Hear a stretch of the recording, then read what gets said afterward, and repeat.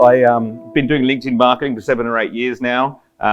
We specialize in that area, so I've generated over $400 million in sales for my clients through LinkedIn. And last year, the industry was taking notice, and I won Best Use of LinkedIn and number one LinkedIn expert in the APAC region by the Social Media Institute. I just pulled up some stats before I left the hotel of the results of the content that I've been producing since the start of the year. So we've hit it almost around 200,000 views. There's about 10,700 likes, 2,100 comments, 414 shares. Okay, so I think that's fairly standard of what we sort of hit in a month. But I'm posting a lot, all right? So I don't know if you can see that, but it says 171 posts for the month. So how much is that? That's 5 times a day on average, which I'm not suggesting that everyone should do. I'm in LinkedIn marketing and I specialize in this area. I'm very competitive and best in the region, so like I post a lot. But you can achieve, you can be in the top of the news feed with your target audience by posting 3 or 4 times a week, no question. The news feed works on relevancy more than it does recency. Like you'll notice when you look at the news feed, it's organized in relevancy, not so much what was posted most recently. So that's where targeting becomes quite important. I've had figures that have been higher than this when I haven't been as targeted and I've gone for the masses and the vanity metrics, and it hasn't translated into much business. January was the best month that I've had in my business since I started 7 years ago, and I've got 1 staff member instead of 9 when I had after 1 year into my business. So that's enough bragging. All right, so we're going to... Yeah. Sorry? So this is a report that our team create for myself and my clients. Yeah. No, it's not on LinkedIn at all. They'll get tools like that, I'm sure, but the API is quite strict on LinkedIn. You can't actually integrate with many reporting tools. So there's 7 steps which really I've narrowed down LinkedIn influence into, and I was generating about 100 leads a month on LinkedIn before you could post content at all. There was only 200 content creators, guys like Tony Robbins and Richard Branson and stuff like that. And so I was using direct response. I just thought of it like, well, instead of picking up the phone to try and reach a key decision maker, which is now effective 1% of the time, you can get an appointment 1% of the time on average. I thought, why don't I look them up on LinkedIn and I'll send them a message. And if the message is compelling enough, maybe they'll want to meet with me. So then we started generating leads for clients as well. So I've worked across the various B2B industries and very consistently generated return on investment with direct response. And so when content, like all of a sudden you could post articles and then later came video, I reluctantly started doing it because I'm a LinkedIn marketer. I've got to see me doing this stuff. I was already active on YouTube. And after about a year or two, it took a year or two, I didn't see much happening. A lot of people were like, what are you doing all those videos for? Blah, blah, blah, blah. I put a lot of energy into my intro video and was probably compensating for my lack of confidence. People were sort of watching him, but then I kind of stepped up a level after 2 years when I actually started to focus on the value that I was providing in the content. And when I did that, I noticed that I went into a space where there was less competition. It was like a blue ocean. And I've been trying to figure out a way for a long time to offer that to my clients because I think it's way more valuable than the immediate return on investment of setting appointments, because you're always going to have to consistently do that to generate sales. Whereas if you build a brand, then it's something that it's like an asset for the business and you get inbound leads. And it's much easier, as you know, to close an inbound lead than it is somebody that you've followed up on an outbound strategy. So can anybody guess what the average social media engagement rate is? So the percentage of people that either like, comment, or share on something? 2%? Any other guesses? So it's interesting, right? Because all of our attention's on social media. We tap, one research thing says we tap, swipe, and whatever else 2,600 times a day on average, right? One research study said. So our attention's there, but the people that are producing content or the companies that are producing content aren't really doing much of a good job, because that's an indication that people aren't actually that interested. So is that specific to LinkedIn in general? No. Social media in general, yeah. Yeah, so like because a lot of people say, well, if you're not on social media in business, you're dead in the water, which is true. But if you're on social media and you're not actually building a relationship with your audience, you're just as bad off. I think it's very easy to get distracted, and that's what most people have done. They've got distracted. They've hopped onto social media. They forgot about the relationship aspect because there's a scoreboard, there's likes, there's followers, and all that sort of stuff. And they started chasing that, but they don't really know why. And it's a big distraction because while they're doing all that, they're not actually building a relationship with the customers. And this is this is the problem with what most people are doing. And it's because we're selfish and impatient. Basically the two biggest things is we've got enough time to do it over and over and over and over and over again wrong, but we haven't got enough time to do it right the first time. And we're selfish. Like it's fascinating to me when somebody comes to me and they say, oh, my social media is not working. And I look at their social media page and it's literally just all about them. And when I try to explain that to them, they're like, they don't get it at all. I mean, it's like, no, but what do you mean? I want to make money. I'm not on there for other people. It's for me, you know? And so like you go to a real estate agent's LinkedIn profile or Facebook page and it's like, okay, we've got a new property listing. Now we've got a new team member. Now we're doing Friday drinks and it's all about them. They haven't actually taken the time to ask their customers what they're interested in. Like the real estate sites the real estate agencies that like have, you know, they sponsor the local footy team and they're talking about what's going on in the community and stuff like that, is actually getting engagement and they're building rapport and they're building positive brand sentiment with their target audience. And we're going to go into what sort of brain chemicals you can release through doing things like that. So it doesn't actually have to be all about your business. And that's the thing that I think a lot of people need to get over. We've got more choices, but we've got less time, right? So people's attention is becoming harder and harder to capture. And how you capture attention is different on each platform, right? Like on Instagram, you do it with an image. On LinkedIn, you have to actually do it with the captions because that's what they see first in the news feed. No one's going to watch your video unless your caption compels them to, unless it builds intrigue.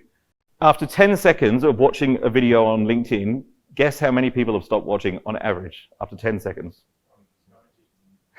Okay, it's not that high. 50%, yeah.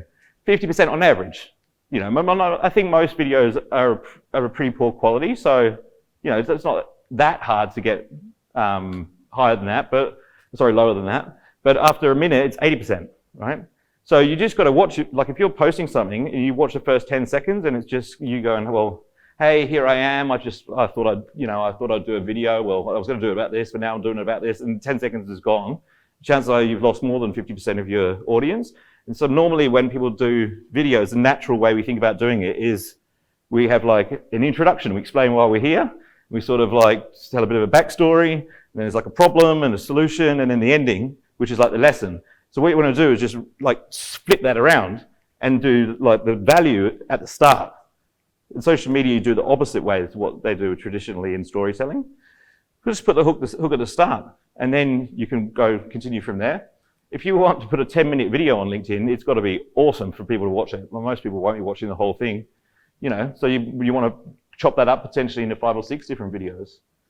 With social media, I think that a lot of businesses are not planning what they're doing on content. It's a little bit like they're waking up in the morning and they're like, oh, you know, I haven't done a post in a couple of days. What can I post about? And it's an extremely inefficient and ineffective way of doing your social media. So if you're going to do social media, I think the first thing you need to do is make a decision to be focused about it. Because if you're unfocused, you're reactive, you're not in control, you're unsure about the future, you haven't really got much breathing room, you're surviving, you procrastinate. And when you're focused, you've got a longer term vision, you're relaxed and calm because you know how to make decisions, you know what to say no to, you know what your content's about. And you've taken the time to ask your audience information about what their problems are, what their frustrations are, what kind of entertainment they want, what kind of stories they want to hear. So you're confident. And then as you post content, you're monitoring the insights that the community is giving you so that you can make more targeted content. Has anybody heard of Gary Vaynerchuk? A lot of you, right? So Gary V's literally become a celebrity through social media. And the way he's done it is by monitoring very closely what his audience is interested in. Like he talks a lot about self-awareness and not caring what other people think and not listening to your parents. He never came out speaking about any of that stuff. He was a businessman and an entrepreneur, and he's talking about social media marketing. But what happened is that when he started to see the comments come in about that stuff, and there was an interest in that stuff, that he'd create more content about that. And then he would get more engagement, and then he'd get even more granular about what people are interested in and what their actual problems are. And then he, has blown up, basically. So focus on your audience. Attention. The thing with attention is there's different kinds of attention. Like not all attention is the same. Like it's not all worth the same, right? Like if you're on LinkedIn, if somebody's in your first degree network, they know who you are, you've got an offline relationship with them, their attention is worth a lot more to you than, say, somebody on Instagram that's not in your target audience and maybe from obviously, right? And so what people are doing is they're focusing on the volume. Now, LinkedIn is 3 times as trusted as an information source for business-to-business decision-making. 3 times. So that means to me, if you've got 10,000 followers on LinkedIn, it's just as valuable, if not more, as 30,000 followers on another channel because it's more trusted. And so people say LinkedIn advertising is expensive. Well, it's not when you think of it like that, like 3 times more trusted. It's 3 times more valuable, technically. So I saw a few of these things when I moved to Perth. I moved to Perth a year ago. This is a cow. I didn't take this photo. It's off Google. But if I saw a cow that looked like this, I probably would have stopped my car and taken a photograph of it. Has anybody read Seth Godin's book called Purple Cow by any chance? Or heard of it? Yeah, cool. So the title pretty much explains, I think, what the concept of the book is. And he's basically saying, like, if you can create something in your business that's remarkable, that people will tell a story about, then you've nailed, well, marketing, basically. So in every business, I think you need to consider asking yourself, what's your purple cow? Like, what's your point of difference? What's going to make people tell stories about what you do? And that's how you get ideas to spread. Influence. Okay, so there's this thing called the mirror exposure effect, which I learned off a guy called Kerwin Rae. Basically, it's a psychological phenomena that says the more times that you're exposed to a brand, the more familiar you become with them, and the more likely you are to buy from them as than the next guy. And so 10 years ago, it may have been 4 or 5 exposures that Coke would need for you to prefer it over Pepsi, for example. These days, it's more like 25, 30 exposures. And so I think of social media like, how do I get 30 exposures in front of my target audience so that they like me, they trust me, and they prefer to do business with me than the next guy? Because you can very easily mess this up. Like if you put 20 or 30 exposures in front of your target audience, and in every video, it's like, buy my stuff, buy my stuff, buy my stuff, you're going to build negative brand sentiment, and it'll have the negative effect. So you can't be constantly asking people for a call to action. Gary Vaynerchuk, we'll go back to him again, wrote a book called Jab, Jab, Jab, Right Hook. I believe there was 3 jabs. Okay, so like I reckon he'd probably agree with me that if he had to write that book today, it'd be more like jab, jab, jab, jab, jab, jab, jab, jab, jab, jab, jab, jab, jab, and then maybe a right hook. Because you've got to add so much value because the attention span's so short these days. And I found that without a call to action, I get more sales. And I'm a sales guy. Like I was, done all of Grant Cardone's training, selling from stage, and I've stopped. I've stopped selling from stage for the last 18 months. It's harder to measure, but the results are definitely there. Like if you add enough value, people like you, trust you, they release dopamine or oxytocin or endorphins in their brain when they see your content, they're going to hunt you down and buy from you. And there's no competition, really. Yeah. So what happens is, like if I pitched everyone in this room today, right, some of you would buy, hopefully, right? But the people that didn't are going to walk away feeling like they'd just been sold to. Whereas when I don't pitch anyone, hopefully everyone walks away going, oh, that was awesome, thank you, and appreciates it. and becomes raving fans. That's my goal. I don't know if that's going to happen, but I found that my audience has grown exponentially since I've stopped asking them to buy from me. And because of the way that my business has developed, we're now like how do I word this? We're definitely like the premium end of the market. We can't do business with everyone. So it's like, if I get one business out of 3 seminars that comes to me and wants to be like a premium client of mine, that's worth a lot more to me than like 90% of the room buying a $1,000 product or something like that. So there's 4 ways that you can add value through content. On LinkedIn, for example, we see a lot of information and we see a lot of education. The education can be valuable if it evokes emotion. I think that you really need to be focusing on storytelling when it comes to education, because with facts and figures, you only activate 2 parts of the brain, whereas with storytelling, you activate 7 parts of the brain, and so people actually remember your content. It's difficult to get people to remember facts and figures, like white papers and stuff, like on social media. They may be fantastic, and I'm sure, people say to me, clients come to me and they're like, "Oh, we have no shortage of content. We got heaps of content. We got all these like white papers and research reports and stuff," but they've got no stories. Like they've got data and research, which could be valuable for marketing, but it's not going to get anyone to remember your content. Inspiration is a very powerful tool when you talk about like company milestones or like appreciation posts or like how you started your business, why you do what you do. Praising your clients is a great one. It's a great way to show how good you are at what you do without saying how good you are at what you do, if you know what I mean. Entertainment would be fantastic on LinkedIn because there's not many people doing it. Like I tell you, if a comedian, I keep saying this, but if a comedian went onto LinkedIn, I reckon if he was funny, he'd crush it because no one else is doing it. With marketing, a lot of people think you have to do what the herd mentality is doing. It's like, no one's on LinkedIn, I won't go on there. That's what a comedian would say, right? But that's exactly where you should go. We forget that 95% of businesses fail within 10 years. So, if you think about it, if you do what everyone else is doing, you're pretty much, it's the only way you're guaranteed to be struggling. These days, this is what I consider a right hook, which is a call to action. And all it is offering some more value in exchange for their contact details. So you have things like a lead magnet. Anyone heard of what a lead magnet is before? So a lead magnet is basically something that you offer that's a bit more valuable than one piece of content. It might be an ebook or it might be a checklist or something like that they can download. And to get that download, they have to give you their name and email address and perhaps their phone number as well in order to get it. And then they're in your database so they can get nurtured a little bit as well. And they got more value. So it's fair exchange. Boom. Okay, context. So context to me is about empathy.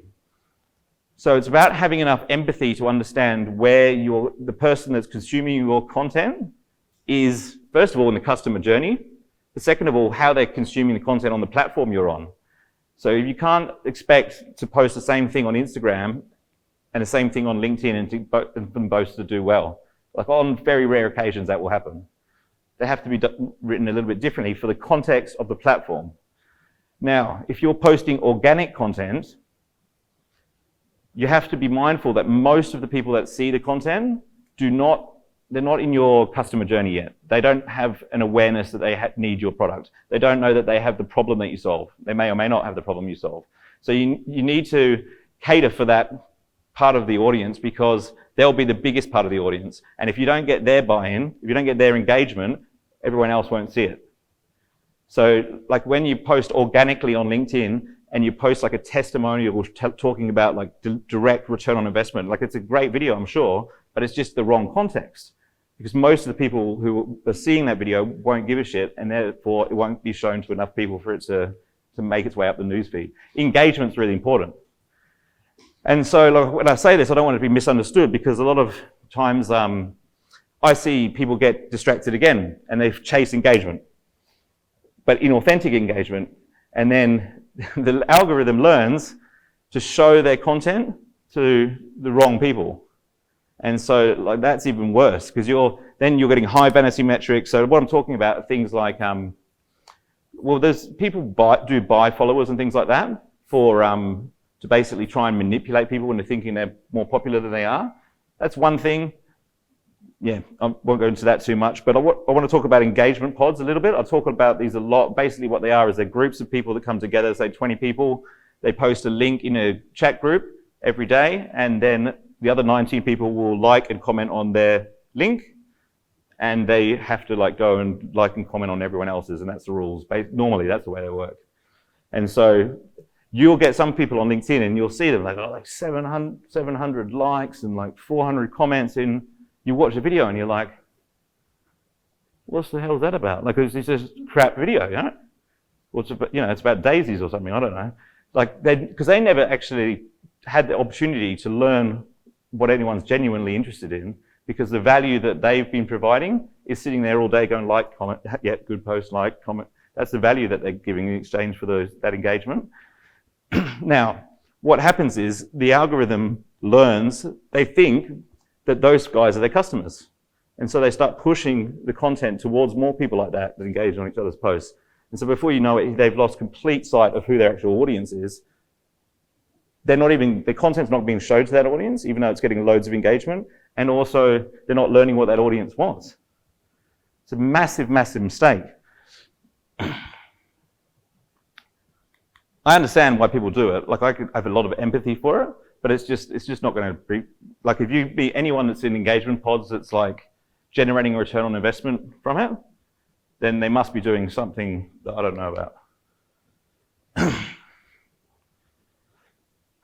So we have to ask ourselves very honestly, like, is our content, who is it for? Is it there to serve other people, or is it there to serve us? Because if impatience and selfishness is the reason that most people are getting it wrong, then we kind of have to decide before we look into any of these strategies that we're going to be patient and we're not going to be selfish. We're going to be caring.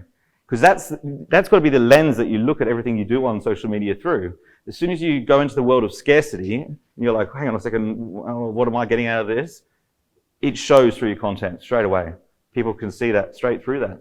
Most people get it wrong. And so, I hate to say it, but like you might think your content's awesome, but if it's not getting engagement, then it's not awesome. Like your audience isn't looking at it, or you don't have the right audience.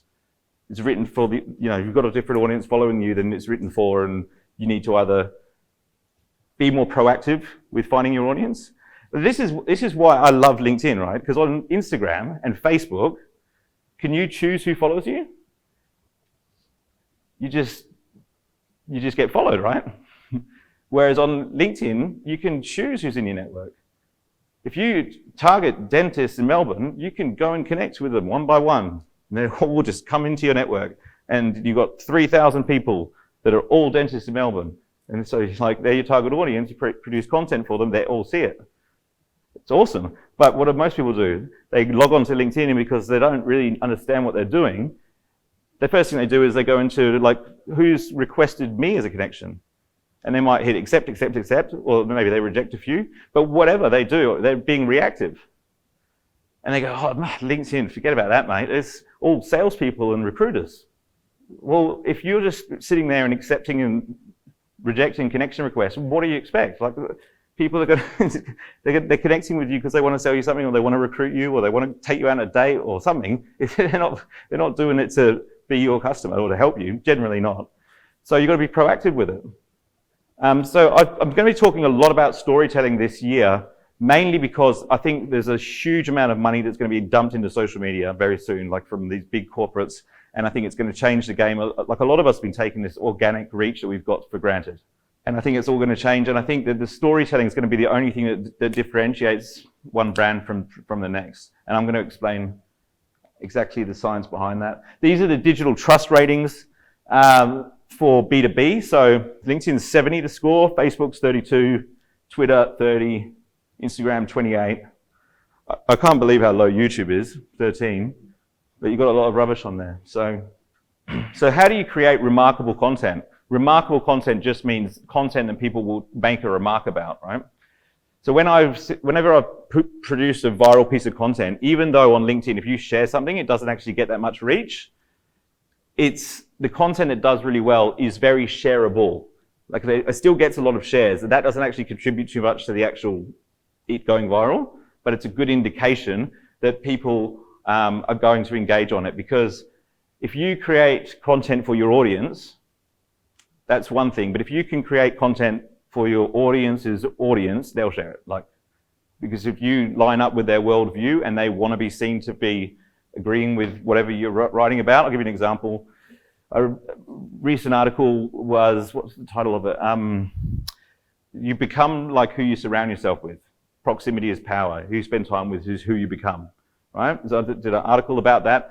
It's not an uncommon theme, and I talk about the interviews I do and like hanging out with successful people, and a lot of people shared it because they agreed with it and they wanted to tell people about it. It created some sort of brain chemical in their head, and a lot of people had other opinions which they shared in the comments as well. It's a good thing if people disagree with you, like it really is on social media, you know. When I interviewed Grant Cardone, anybody know Grant Cardone? Okay. Grant Cardone's like the self-proclaimed #1 sales coach in the world, but he's pretty successful. And he said to me, I said, what's the one piece of advice you would give me on social media? You know where I'm at, and like you're where you're at, millions of followers. He said, you need to find more haters. He goes, you need to create more controversy. You're too like vanilla. You need to have bigger opinions on stuff. You need to interview people that you disagree with. That was his advice to me. Because when you think about it, the people who are like, if you go in as far as like, he said haters, right? Antisocial behavior, they're 3 times more likely to engage on your content. But I think that's not the goal. I think the goal is, if you can have a healthy discussion with people that disagree with you, it makes the discussion more interesting. Like, how boring is it a discussion when everyone agrees with each other? It's cool. Like, as long as you acknowledge what they've said first, it's actually, you can build a lot of rapport that way. Anyway, 3 steps to remarkable content. We start with the eyes, appeal to the mind, and aim for the heart. So the reason I say that is because most of our receptors are visual. 50% of your brain is involved in visual processing. And 70% of all your sensory receptors are in your eyes. 0.01 second, we can get a sense of a visual scene in less than 1/10 of a second. So that's the quickest way we're going to make an assumption about something. There's all these sales trainers out there that tell you, like, when you meet a prospect, the first 7 seconds that you meet them is when they're going to create an impression about you, right? Well, I hate to say it, but if you're in business to business, 9 times out of 10, that's happening online now. It's not actually happening face to face. They've already made an impression generally before they've met you. So, yeah. When people Google your name, what do they find? Like, have you ever tried Googling yourself? Yeah, most of you probably have. And like LinkedIn's probably #1. If it's not, maybe if you optimize your profile, it would be, or it's another social media channel, which could be a whole other bag of worms, right? But you want to control what people see, because generally they're further down the customer journey when they're searching for your name. There was a plastic surgeon in Melbourne who will remain nameless, which I assisted, who like did an operation on a woman and put her nipple back in the wrong place, right? And so she went to town on him on Google, and all of a sudden, like, he would get the consults, but before people would come into the surgery, they would Google his name. And he was losing hundreds and hundreds of thousands of dollars in business because he didn't bother to control the search results. The easiest way to do it is through social media. You just set up social profiles, but you want to be proactive with it, because, like, God forbid something went wrong. And I'm sure that he did that, like, you know, I'm sure it was an honest mistake, as tragic as it is. Things can go wrong with your digital reputation, and it's important to be proactive about it. I'm actually surprised that I've had nothing negative so far, because I've been very lucky, but I've always been very proactive about building my digital assets so that I can combat that, because it's about like knocking that stuff on page 2 of Google. So if you present rock solid content that's easy to absorb, and you build intrigue and novelty, that's the key. So it's not like you want to reinvent the wheel. You want to give people information that they don't have to think about too much. statistics that are easy to digest. Then you earn the right to give them some more detailed stuff. And if you can build intrigue and novelty, that is what releases the dopamine in the brain. So if you've ever heard anyone tell you a story, and then their phone rings or something, and they just have to stop, it's quite annoying, right? So what happens then is you've got dopamine in your brain, and that's why it becomes annoying, because they've built intrigue. So a lot of speakers will do this. They'll tell a story at the start, and then they just move on, and they never finish the story. And they're just priming you for the pitch, like when they want to sell to you at the end. They'll never tell you the end of the story, ever. Most professional speakers. And novelty is something like they didn't know before, like some big interesting fact, like the engagement rate statistic, for example. So common human experiences and emotions. So like when you're in business, it's very tempting to talk about your business all the time, right? And most people are not going to relate to common human experiences when it comes to their business, depending on what their business is. Like we use the real estate example again. The real estate agent that doesn't talk about real estate agent is the real estate agent that dominates on social media. It just focuses on adding value to people in the local area. Every time he has a touch point with them, they release dopamine, they like him, they trust him. They are going to call him when they want to sell their house, not the guy that posts his listings every 5 minutes. Okay, so when you tell a story and people feel emotion, that's the only way they're going to remember it. That's the only way they'll remember the content. We all have stories, by the way. Like it's just that some of us don't think our stories are worth hearing, or we haven't polished them enough to feel comfortable sharing them. My advice to you would be to start writing down your stories and literally like index them. Like you might have 20 stories, and then you categorize them by saying, okay, well, what emotion does that story start with, and what does it end with? Because in marketing or sales or speaking from stage, you just want to take somebody from one emotion to another. That's really all you're doing. Through and you can do it through anchoring, like you see speakers, they talk about like the problem, and then they'll walk over here and they'll talk about the solution. And they'll do it 3 times throughout the talk, right? And then when they're getting ready to sell to you, where do you think they walk? Right over here. And so like all these things are basically just designed to take you from one emotion to the next. Okay, so when people are consuming your content, like if you've ever been on the train, right? People looking at their phones, or walking down the street, crossing the road, right? Do they look happy? Most of the time, they're experiencing the stress chemical in their brain, cortisol and adrenaline. It's no different than when you go into a meeting. Most of the time, people are stressed, to be honest. And so you don't want this going through their system when you're sharing your content with them. And so you shift them out of this. Because if somebody's got adrenaline and cortisol running through the system, they're intolerant, they're irritable, uncreative, critical, so they'll judge you, bad memory, they make bad decisions, and they're stressed. If you give them facts and figures, they're not going to leave that state at all.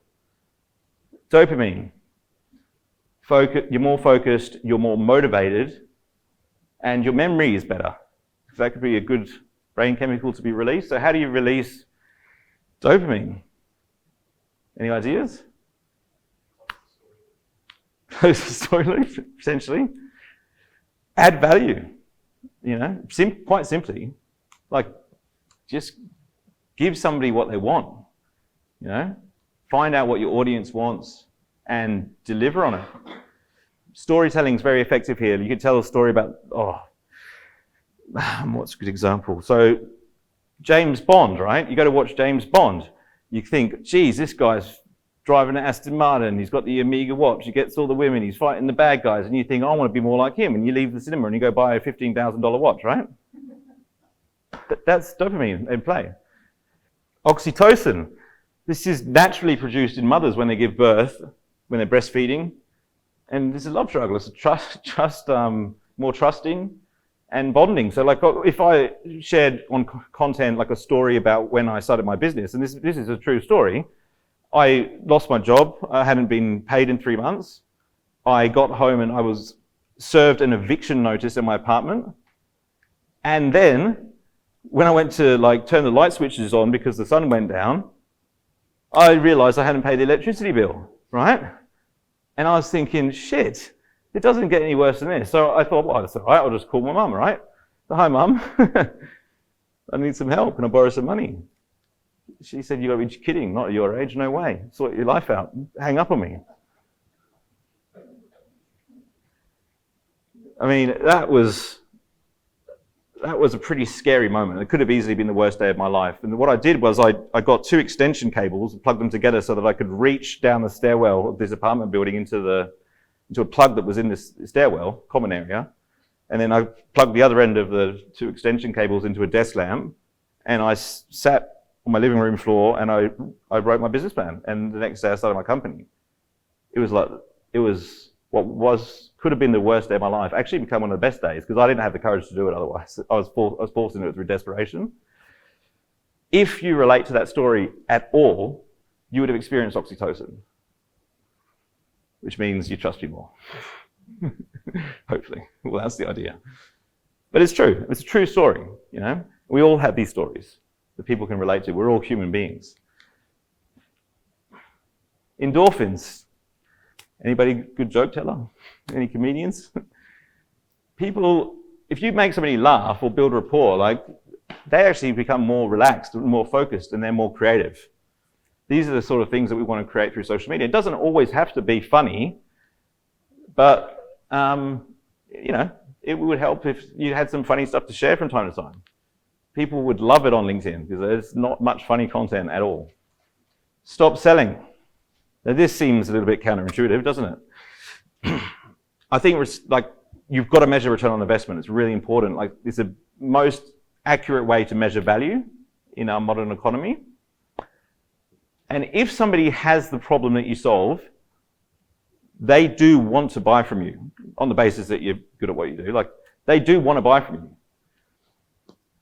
They just don't want someone to sell to them, right? So we've got to think about it like, well, how do we stop selling to people and how do we start helping people buy? And the first thing you'll realize is that you can't sell to people unless they have the problem you solve. So all those sales letters that you get in your LinkedIn inbox, have they worked out whether you have the problem that they solve yet? They just connected with you and then they've said, we're the best SEO company in Australia, we've won all these awards, these are examples of our clients, blah, blah, blah. You should really meet with us and do business with us. They don't even know if you've got a website. They don't even know if you want more customers. They don't, you know, you may be an SEO company as well. I don't know. But what I'm saying is, the better message to say would be, I've had a look at your LinkedIn profile, I can see that there's some similarities with the businesses that we like to work with. I'd love to have a chat, find out more about what your objectives are, what your frustrations are, see if there's a way that I can help or not. You know, because you don't want to devalue your brand by basically saying you're going to help everyone or sell to everyone, because you do come across as a salesperson. If the client's told you that they've got the problem that you solve, it's not selling anymore. Now you're helping them buy because they've already told you that they've got the problem. It's a very big difference. So you just got to have enough patience and be unselfish enough to ask them questions to find out. So Rob raised that when he tells clients that they may not be a good fit, we're not a good fit for everyone, that then it attracts them towards him, right? Because when you say that, like it's a good fit or not, when you say that or not bit, it puts you on a level playing field and they're like, oh, well, what do I have to do to do business with this person? And it's also scarcity. It's like, you know, scarcity builds attraction. Rejection builds attraction as well. So stop selling, start helping. And this is generally what I'm doing when I say I'm not pitching from stage anymore or pitching in my content, is I'm just here to help people buy, not to sell to them. There he is. This Grant Cardone on his latest private jet. Monetize. So even though I'm saying stop selling, I'm also saying make sure that you monetize social media, because it's the only way that it'll be sustainable. You know, we can be adding value with content for the rest of our lives, and if we're broke, it's not going to work. Money is just an indication of value. Like, if you're adding value, there's no reason why you shouldn't be making a lot of money. You just got to make sure you got the right system in place to make that happen. We've talked about the number of businesses that fail within 5 to 10 years. It's quite sad, really. There's a lot of businesses going under because they follow the herd. There's only 3 ways to grow a business, and I think that traditionally in marketing we would focus on one way, We just think like, oh, we need more leads, or I don't know. Or it might be one of the other ways, but generally we don't think of it like 3 ways. And the 3 ways are more clients, higher transaction size, and to get people to buy more often. See, I used to think about just more clients all the time. And I would just get so busy and like, you know, I'd be making it from month to month. That's basically how I run my company. Yes, I was growing, but I got to a point where in my first year, 11 months in, I had 9 employees. My business coach said, you've got to sack the salesperson. You've got to sack the salesperson. He's costing you too much. And I said, I'm not going to sack him because of cash flow reasons. That's not his fault, you know. And so one month I couldn't pay 1 employee. And then it just imploded. You know, the whole culture was ruined. I got down to 1 staff member very quickly after that, and I learned my lesson. I grew too fast. But I was just focusing on more clients all the time, more clients, more clients, more clients. And what I've done since then is I've focused on transaction size, buy more often, and we've got more clients as well. So let's look at some basic figures on how this might work. So if you've got 12 clients and the average sales $10,000, they buy twice, you're making $240,000 revenue, right? So if you really put your mind to it, right, could everybody increase their number of clients by 30% in a year? Well, if you're doing 12, it's not too much of a stretch to go to 16, is it? And then if you increase the average sale from $10,000 to $12,000, find a way to add a little bit more value, and then you increase the frequency by half, one more purchase every 2 years. And then you've doubled your revenue, so you're at 480 grand now. Just these little incremental differences. And then if you do that again, you're at $1 million. So what I'm suggesting is, with social media, you can impact all 3 of these. Because you're getting more attention, so people are going to buy from you more often. You've got less competition, so you can raise your prices. And people will buy more often from you because you've got a relationship with them.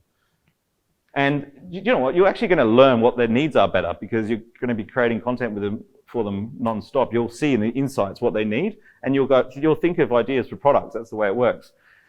It's the way it's worked in my business, you know. And yeah, this is Alan. You may recognize Alan from a couple of his Hollywood movie appearances, but Alan's on LinkedIn, right? And he joined LinkedIn, updated his profile, and then he grew his connections to 500 plus. And then he starts meeting these connections offline, right? And starts having coffees with these people. Then he starts sharing content on a daily basis. And then he's not getting enough engagement, so he gets offered to join an engagement pod, and he decides to do that. He's hacked the algorithm, right? So his profile looks like his resume. He's got a standard headshot. It's a professional one, but it looks like everyone else's. He grew his connections by accepting what people sent to him and rejecting some of them, but not requesting connections himself. So he's reactive. He's got all the salespeople and recruiters in his connections, or tire kickers.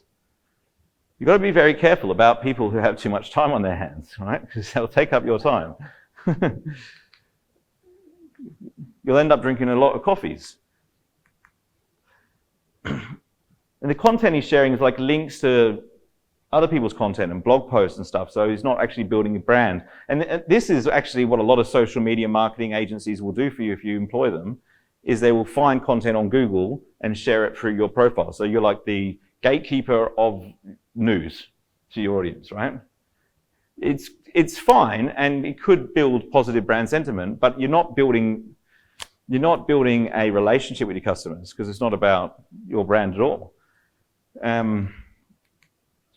And so LinkedIn is spam. So I guess his perception would be that LinkedIn is spam because of the people he's connected with, his salespeople and recruiters. He joins an engagement group, so now he's getting like hundreds and hundreds of likes, all these comments, and he's spending all of his time on LinkedIn because he's commenting on everyone else's stuff and doing the coffees and everything. Now he actually thinks, right? Alan's like, oh, I've nailed this LinkedIn thing.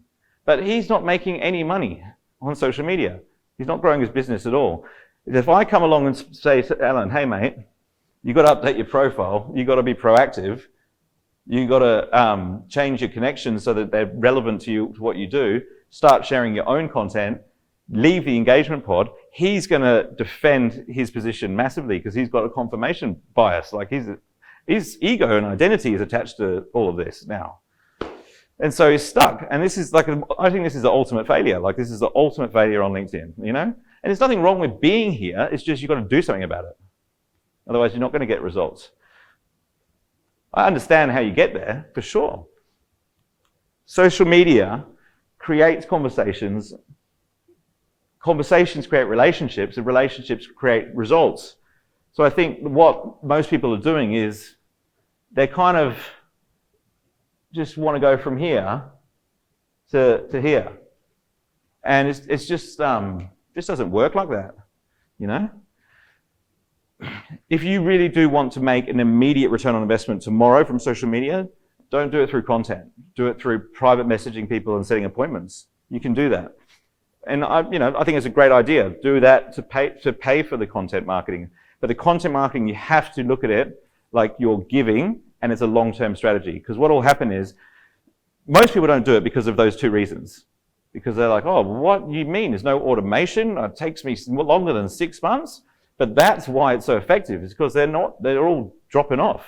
They're not doing it. And it's only when you get to a point where you haven't got any competition and you're in a blue ocean that it actually becomes really valuable.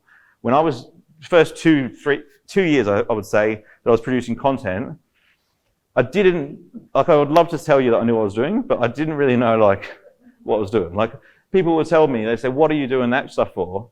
And I didn't really have an answer because I wasn't getting results. Like I wasn't getting sales from my content, right? And then eventually it just started to change. And I learned what content will get sales. And it's not the content you get a load of engagement with. Like if I could post something that's about like a 3-step strategy to generate leads on LinkedIn, I get direct messages from people wanting to buy from me all the time. And so if I share a client win, if I share like how a client raised $1 million through, and congratulations to them, I will get loads of leads through it without a call to action. I don't have to tell people what to do next. They'll find me. Because if you're raising capital on LinkedIn and you just see that somebody's celebrating raising $1 million, it's going to trigger a response in you. So we have got a little bit more time. Before we go into questions and answers, I do want to talk a little bit more about storytelling if we can. There was this study done called the Significant Object Study. I don't know if any of you have heard of it. But what they did is it was a journalist that did it. He bought 200 items on eBay for $250, just over $1 each. Things like little ornaments and stuff like that. And then he got 200 authors to volunteer to write a story about each of the items that he bought, right? So it might be something like, it might be a little horse's head ornament, and an author might write, my grandfather used to come home and stare at this thing after his long day's work, and it's been enough, I don't know. So they would write a story attached to it, right? I've never read any stories, I don't know what they are. But they bought 200 objects for $250. Guess how much they sold those objects for on eBay when they relisted them with a story? $8,000. One item, that particular horse's head that I mentioned, they bought it for 99 cents and sold it for $68. How's that possible? Isn't that amazing? This is the power of storytelling. We can do exactly the same thing. It's exactly the same as the James Bond analogy, right? So I think that the most valuable thing that you could do tonight, tonight would be preferable. First of all, is just truly ask yourself, think about it. Is your content, who's it serving? Is it truly adding value to your audience? And if you're not sure, you can ring up some of your clients and say to them, look, I'm doing this social media thing. I want to know, how could I add value to your professional life through content? What ideas have you got? Hopefully they'll tell you. But the wrong thing to do is to go into your boardroom with 3 of your team members, get the whiteboard out, and go start jotting down ideas, because you got to get it from your audience. They'll tell you what the content they need is. So this is where most of the big brands are going wrong. Like, all these executives decide what their content marketing strategy is going to be, and they're completely out of touch with the consumer. And that's why Gary Vaynerchuk, again, is so successful, because he's looking in the comments all the time. He knows exactly what people are interested in, which stuff's going to go viral. And he posts stuff all the time that doesn't get much engagement. He makes I saw him talk about, he did a post on Instagram, and he thought it would go do really well because he did the video upside down. That completely flopped. No one was interested in it. He goes, oh, I'll stuff that up. That did work. So on to the next post. He doesn't care. At the moment, LinkedIn has got a huge amount of organic reach. You can't do these kind of things on Facebook anymore. Well, not that I'm aware of. On LinkedIn, you can still go viral. And I thought a year ago, 2 years ago, that they would follow the likes of Facebook and make the advertising more prevalent. And they haven't. And now I don't think they will. I think they'll keep doing what they're doing. It's working for them. There's a huge amount of attention moving over to LinkedIn. The amount of time that the members are spending on there has tripled in the last 18 months. So as soon as you're spending 5 minutes on there a day, now they're spending 15 minutes on there. And that's attributed to the quality of the content that people are getting in their newsfeed. LinkedIn's doing a really good job of serving people good content. Now, you may or not be seeing good content, but you've got to ask yourself, have you been reactive or proactive with your connections? Because I've done it as well. Like at the start, when I was growing my LinkedIn, I was adding everyone. I've actually had to cull a lot of people. Not cull a lot of people, I shouldn't say that. Unfollow a lot of people because they're not relevant to my target audience. It doesn't matter, like, it's not just who comments on your stuff, it's also who you comment on, because LinkedIn wants to give you valuable engagement. So if you're commenting on other people's stuff, LinkedIn will think that that person is of more value to you than somebody else who you don't comment on. And so it's going to show your content to them, or show your content to somebody new, like them, because they think you're going to get more value from it. They're so keen on people producing content on LinkedIn that your first post, if you haven't posted before or you haven't posted in 6 months, will get a massive uplift. You'll notice, like if you haven't posted before, LinkedIn will give you way more reach because they want to encourage new content creators. You can't do that on any other platform. On any other platform, no one will see it in your first post. You've got to build up to that. So I think they're doing a really good job.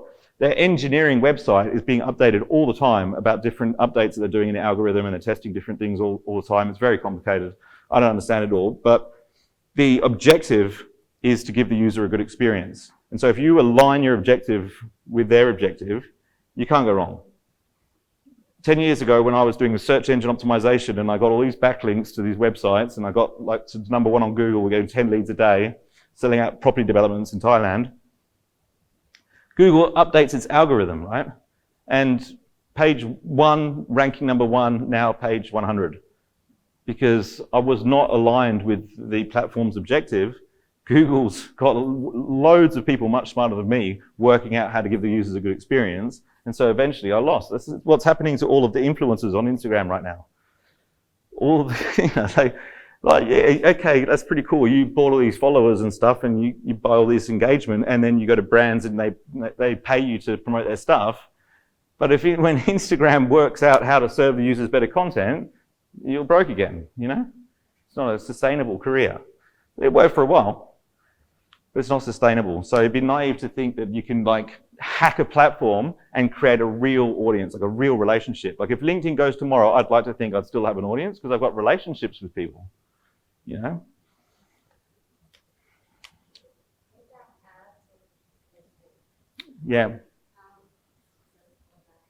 So the question was, how successful are ads on LinkedIn? I think that it just comes down to strategy. I don't think that they are categorically more effective than Facebook ads. I just don't. I think Facebook advertising is pretty good. My general rule is if your transaction size is over $15,000 Australian, then LinkedIn ads will definitely work for you because there's enough buffer in there for you to be able to spend a lot of money on there. And normally it's very top of the funnel. So the lead generation forms will be to download a PDF or what have you. And it's one of those B2B transactions where people will need more information to be able to make a decision. In financial services, it works really well. Absolutely. Banks do really well, recruitment. Most small businesses, it's not the best platform for advertising. You go organic at the moment. One day, I reckon, and I won't be too far away, that you'll be able to sponsor posts from a personal profile. That will be the time to go gangbusters, because that'd be awesome. Because at the moment, the content does really well. There's no way to amplify it. You got to do it through a business page, and no one wants to engage with the business page individuals, you know. So I think LinkedIn will evolve, to be honest, because they haven't done it because if you think about it, like it's like Facebook, you know, you're not going to sponsor a post from a personal profile, but it's not a personal profile, it's a professional profile. And so I think that will come into play, to be honest. In terms of the types of content, like LinkedIn has publicly said that they want to support content creators that are doing a variety of content, not just one, like video, or not just articles, or not just pictures. They want people doing a mix. And the reason behind that is because if you could hack articles, for example, like you could have a formula that goes viral with articles, and that's, you know, a way of cheating the system. And so they want people to be doing all types of content so that sort of stuff doesn't go on. There's a guy that did, he got kicked off LinkedIn for doing this. Like a couple of years ago, this guy just worked out like a way he could do a written post that would just always go viral for the storytelling. Like he structured it a certain way, and he was very good at it. And he was teaching people how to do it until LinkedIn just booted him off and said, no, you're hacking the algorithm, sorry, mate. So, tough luck, yeah.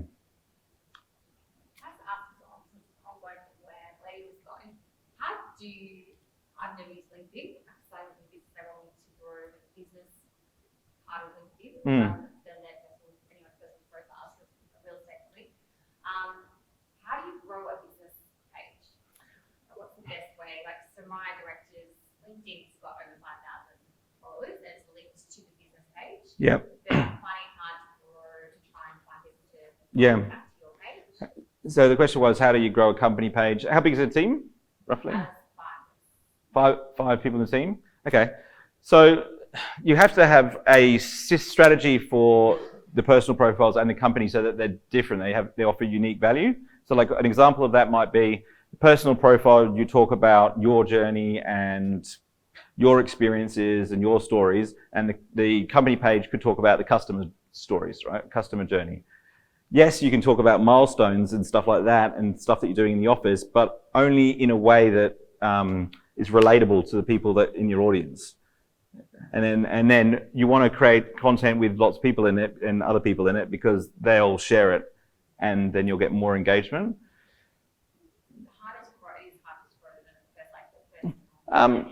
It is with a team of 5, yeah. Like it becomes a different ball game when you've got a larger team, because there's more leverage points like Virgin and stuff. They do really well.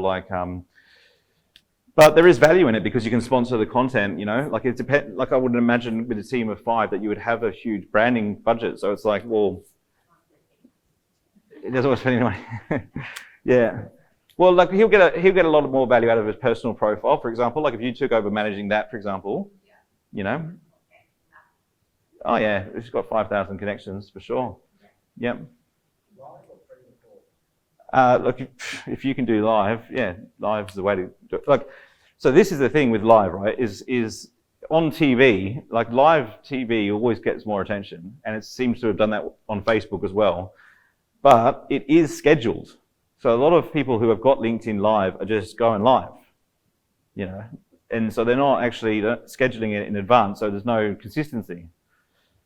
I've done it for 3 weeks now. Monday night, I do Monday Night Live, you know. Monday Night Lives, it's 9 p.m. Melbourne time, 6 p.m. Perth time. And the second weekend, it was Australia Day weekend, and I just got back from the beach. I was like, oh, it's 5:45. Jesus. It's the second week, no one's going to know if I don't, like, no one's going to bother with it. And I thought, nah, got to be consistent. So I hop on, like, do my live, right? But what happened on week 3 is, like, there's, like, 3 times as many people rock up because a couple of them said to me, oh, we were just sitting around and it was Monday night. We thought, oh, I wonder if Nathanial's on, you know, because it's regular and consistent. I haven't seen anyone else doing a regular time slot yet on LinkedIn, which is crazy. Like, I'm going to enter it into the social media awards because I don't think anyone else is doing it. But live is way more valuable because it's like, you think about it, they're on there, they can chat to you, you might see the chat, you might react to them. So it's more of a interactive experience. It feels like you're actually hanging out, you know? Yep. What's your experience with your clients being accepted for live and not back several times? Oh, from applying to live? How many times are several? Yeah, just keep asking. Yeah, yeah, I've knocked back a few times. Yeah, you can't give up after 3 times. But you know, I sent them some pretty lengthy emails. But like, I can understand why they haven't done it because it's very clunky. Like you have to use an off. It's a third-party app that you have to do it through. So it's very easy to mess up. The first 3 times I did it, like people were like, "We can hear you," and I'm like, "It's not working," and it's just a nightmare. But yeah, figured it out in the end. I think when you get LinkedIn Live though, like make an effort to incorporate it into your strategy. It will give you a big advantage, you know. And it's just not one thing or the other anymore. Like it's not, you know, articles or video. It's not live or company page or profile. You got to do all of it. And so you've got to become skillful. You've got to have the new resources to be able to deliver lots of it. So the way that we produce content for myself and for my clients is basically what Gary Vaynerchuk does, except he does what we do in 4 months, he does in a day. So he's got this upside down pyramid, which like basically has pillar content at the top, which is maybe a talk. This could be a piece of pillar content. With our clients, we sit them down and we just interview them. And I ask the questions that I think will create engagement. And then that piece of content is then cut up into 30 bits of small videos. Those 30 small videos are then used to create 15 images. And every video and every image has to have a caption attached to it. So copywriter needs to write that. And we get the subtitles done. And we post it all, and we distribute it 2 or 3 posts a week. Then we look back, what were the insights from the community? What post got the most engagement? What were people saying? What were people asking about? Then we do another interview, and we produce more relevant content. And that's when you start to build a closer relationship with a more targeted audience, because you're responding to the insights, not what you think that they want to see. You can see the difference between people who wake up in the morning and are like, what am I going to post today? It was when you're doing it like that, so much more efficient. I post 5 times a day on social media, and I only post when I'm in an Uber. Like, so they're just all in the folder on my phone, all the videos and pictures and stuff in advance, and I just write a few lines and post it, and then my Uber's arrived, right? I don't drive anymore because of this. So it's not that hard. Yeah. I get a bit on the direct messaging. If I apply for a partner, where I may have done something different, I reach out to them, I'll put it in business, would you like to connect? And then when they respond, and then you say about not selling, what's the next best way to message back? Just try and start that. So they've just connected with you? Yeah, well, Yeah. I've reached out to them. Yeah. And then they're connected with me. Yep. What's the next step from there? What's the next message? Yeah. Start that. Well, so what's the next step? So what's your business? Let's use a live example. Commercial finance, perfect, okay. Do you specialize in any particular industry at all? Okay, that's all right. But there'd be a key decision maker within the organization, or would it generally be the... Oh, perfect, okay. Okay, so focusing on referral partners, you're in commercial finance, an accountant might have the same clients as you, could refer your clients, right? So you've connected with them, they've accepted, what do you do next? So the key is to take the conversation offline. You take it off of LinkedIn. And so what some people would say is, I've had a look at your profile, see you're an accountant, I'd love to buy you a coffee to see if you can give me some more clients, right? And there you go, you're selling to me, what a wanker, right? That's what most people would write. Like they would write something like that. And so if you word it the other way around and you go, look, I'm looking for an accountant that I can refer clients to. Are you free for coffee? Let's have a chat. And then all you do is when you go and catch up with them is you just say, one of the criteria that I'm looking for is that they're also able to refer clients to me. Do you think you'd be able to do that? More often than not, like you're sort of giving them the whole scarcity thing. Like, you know, it's a privilege. I'm only looking for one. I'm seeking a partner. You're not seeking partners. You're seeking a accountancy partner, so you want somebody that qualifies. And I did exactly that when I started my business with a business coach. I looked for who was number one on Google for business coach. I thought they would be the best because they'd have the most clients, right? And so I sent this guy, David Guest, this message. And he said, oh, there's an application process. And I said, oh, okay. To be a partner of his. And so I had to fill out this form. And guess what the last 3 questions on the form were? Give me 3 of your clients that I can call to get a reference check on you.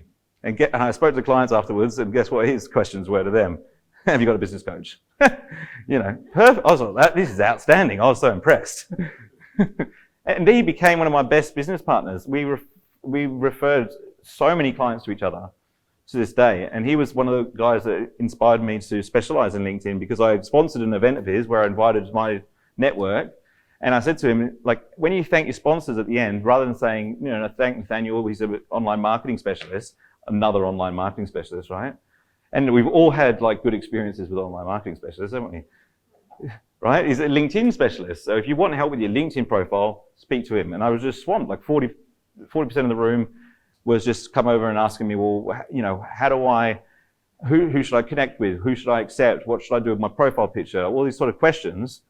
And David just like looked at me. He's like, mate, the market is telling you what it wants, you know, because of all the demand. And there was nobody specializing in LinkedIn marketing. And I thought, okay. And then people would say, oh, you know, is LinkedIn enough though? Is LinkedIn enough? And I was, you know, a bit nervous about it, but it was the best decision I could have made. Because now, whenever anyone thinks about LinkedIn, if you're running a conference in Tasmania and you want a LinkedIn speaker, I get the call. It's fantastic. I don't think it would have happened if I was an online marketing specialist still.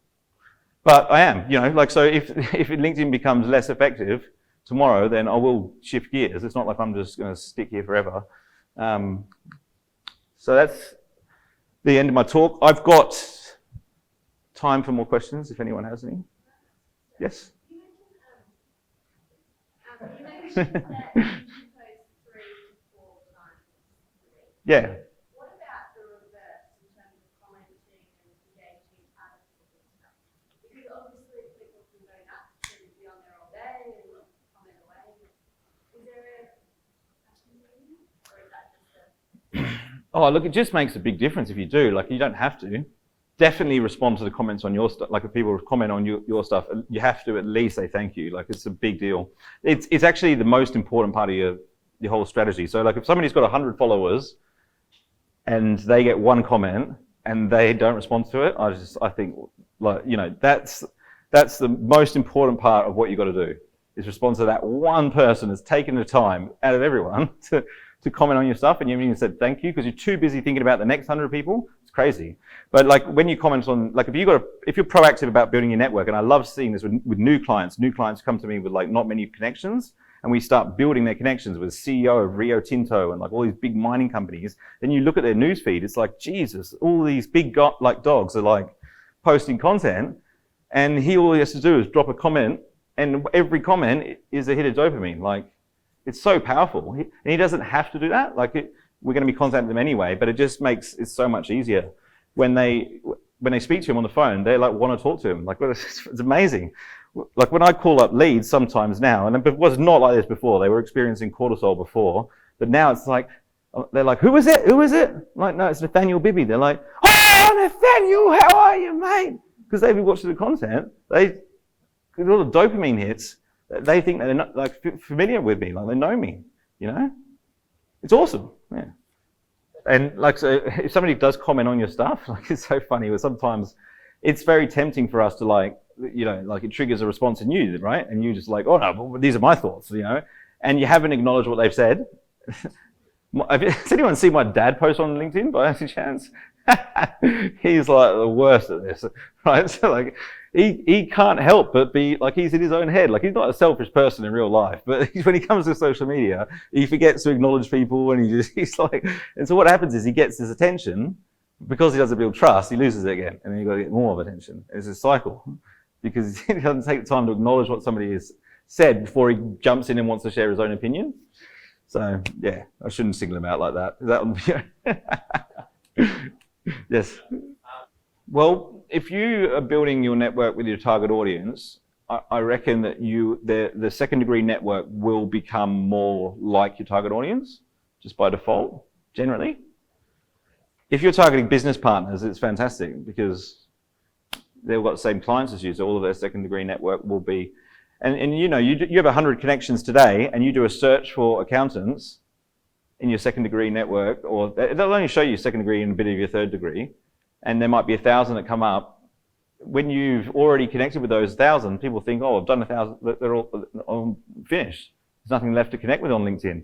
But if you've added 1,000 and 500 of them have accepted, the next time you do the same search, it'll be like 50,000 because you've got way more second degree connections. So it gets bigger and bigger each time. So you may think people are not on LinkedIn when the fact is they're just not in your network yet. So it's just not about the volume, guys. It's about how relevant the network is. It's a lot easier for me to get return on investment out of 1,000 connections that are relevant than it is 50,000 that are just everyone. It might look cool, but it's a bit like saying you're a best-selling author, right? And you've sold like one copy to your mum, and it's in like this really low category. Like it's just it baffles me. Like you're getting people like get on stage and sell books, and they say I'm an Amazon bestseller. It's like saying you know, come and buy my stuff. Everyone else has, but they haven't really. Like it's dishonest. It's manipulative, and people will never ever trust you again once they find out. You know, again, my dad's, he's a bestseller, Amazon bestseller. Let's cut that out.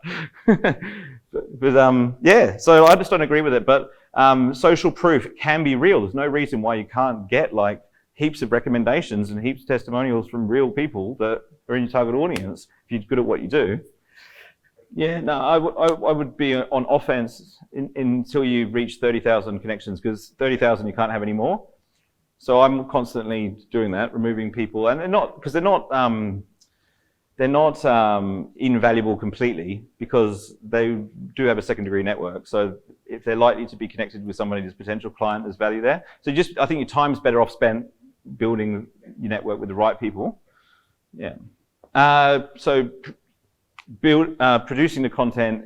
So the question was like, what's the trick to creating the content? Having enough. Yeah. Enough in-text, yeah. Yeah, well, I mean, if it's written form, the trick is to write a big, well, not a big, but like if you write a 10-page ebook about something, and it's got all these subheadings and stuff, like you can pull out like 50 posts from that, and images and stuff like that. You can make images from that of quotes. Video, you just want to do like batch creation. So like if you're, like I'm creating a LinkedIn versus Instagram. We did a tour last year. We're creating a blog, what do you call it? Vlog? Anyway, videos and podcasts and stuff from it. But we're recording the whole year's worth of content in 2 days, like back to back, because it's more efficient. Yeah. And then we can get it all edited at once, and it's all on one hard drive, and it just gets distributed. You don't need to create it just before you post it. Yeah, you can create it all at once if you're strategic about it and you know what you're going to be talking about. Yeah, I do. So are you getting any engagement on the company posts, or more so on the personal? Yeah. So thanks for coming. Yeah, so I guess that answers your question. Like it's not really like if you've got people that are following your company that aren't connected with you personally, connect with them. You know, because you're building a relationship. Unless it's how big is the business? Yeah, small business. Yeah, I would focus on producing content through the personal. I mean, I do both, but I would be way more thoughtful about the personal profile and building a relationship with people. Yeah. That's your competitive edge as well. Like you know, we're in business, the small businesses. Like the one thing that big companies don't have is us. You know, if we're the director of a personal brand. So like leverage that. I know you have to put yourself out there, but do it, you know, and later you can take a step back, but because it'll give you such an advantage. Makes a world of difference on social media. Like for me to go on Instagram and do Bibby Consulting Group, like I'll do all right, but if I do Nathanial Bibby, because I'm an individual and a person, it'll go bananas. Like, it's very different. Yeah. Well, yeah, so that 80% of people on LinkedIn, like, they don't have the sound on when they watch because they're at work probably, right? So if you want people to like hear what you're talking about, you need subtitles. You know, you might still get engagement without them, but they're not engaging because they heard what you said, like all the time, you know? They just... So I use rev.com, $1 a minute. It's the best. Like, I did use YouTube for a while. I was trying to be stingy. I think it's worthwhile getting. The reason I've switched back to Rev is because now that we've started doing content production for clients, I want my content to reflect the standard of the client's content, because we'd never use YouTube for clients. It's automated, like, you know, spelling mistakes and stuff. Rev's really good. Very, very few mistakes. If there's like names or terms in there that you think will be difficult for them to understand, you just put them in the glossary and they pick them up. $1 a minute's not bad. You know, it's just when you're doing 5 posts a day, like, it adds up. There's a few grand there a month, you know. But all right, we'll wrap it up there, guys. Thanks very much for coming. Appreciate it.